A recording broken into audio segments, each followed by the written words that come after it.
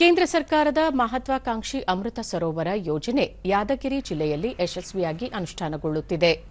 ಈ ಯೋಜನೆ ಅಡಿಯಲ್ಲಿ ಜಿಲ್ಲೆ ಹಲವು ಕೆರೆಗಳ ಹೂಳು ತೆಗೆದು ಕಾಲುವೆ ದುರಸ್ತಿ ಮಾಡಲಾಗಿದೆ. ಇದರಿಂದಾಗಿ ಜಿಲ್ಲೆಯ 116 ಕೆರೆಗಳು ಭರ್ತಿಯಾಗಿದ್ದು, ಕೃಷಿ ಚಟುವಟಿಕೆಗಳಿಗೆ ಪೂರಕ ವಾತಾವರಣ ನಿರ್ಮಾಣವಾಗಿದೆ.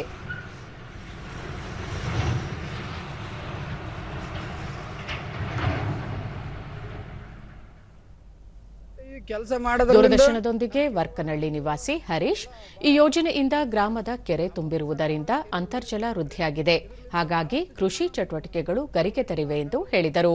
ಅಂತವರೆಲ್ಲ ಇಲ್ಲೇ ಕೆಲಸ ಮಾಡ್ಯಾರ, ಪೂರ ಭಾಳಷ್ಟು ಮಾಡ್ಯಾರ, ಭಾಳ ಜನಕ್ಕೆ ಯೂಸ್ ಆಗ್ಯದ. ಬಟ್ ಈ ಮೂಮೆಂಟ್ದಾಗ ನಮ್ಗೆ ಹೊಲಗೊಳದಾಗ ಕೆಲಸನ ಕಡಿಮೆ ಆಗ್ತಿದ್ವು ರೀ. ಹೆಣ್ಮಕ್ಳಿಗೆ ಎಲ್ಲ ಅವ್ರು ಮಾಡೋರಿಗೆ, ಹೊಲ್ದಾಗ ಕೆಲಸ ಮಾಡೋರಿಗೆ ಈ ಮೂಮೆಂಟ್ದಾಗ ಹೋದ ವರ್ಷ ಮಾಡ್ಯಾರಲ್ರಿ, ನಮ್ಮ ಜನಕ್ಕೆ ಎಲ್ಲ ಗ್ರಾಮ ಜನಕ್ಕೆ ಭಾಳ ಜನಕ್ಕೆ ಯೂಸ್ ಆಗ್ಯದ ಅಂತ ಹೇಳಿ.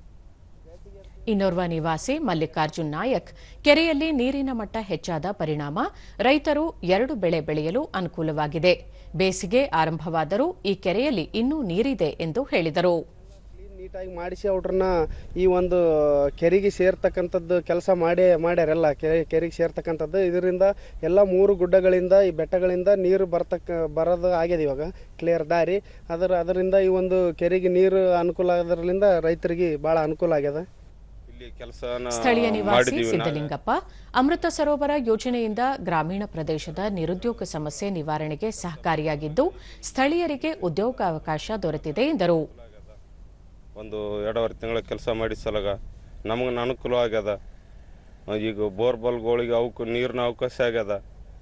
ಇಲ್ಲಿ ಒಂದು ನೀರು ನಿಂದಿರ್ತಿಲ್ಲ, ಒಂದು ಭಾಳ ದಿವಸದಾಗ ಇಲ್ಲಿ ಬಟ್ಟೆ ಬರಿ ಒಗಿಲಕ್ಕನ ಅವಕಾಶ ಆಗ್ಯದ. ನಮ್ಗೆ ದನ ಕರುಗಳಿಗಿನ ಅವಕಾಶ ಆಗ್ಯದ ರೀ, ಕುರಿ ಮರಿಗಳಿಗೆ.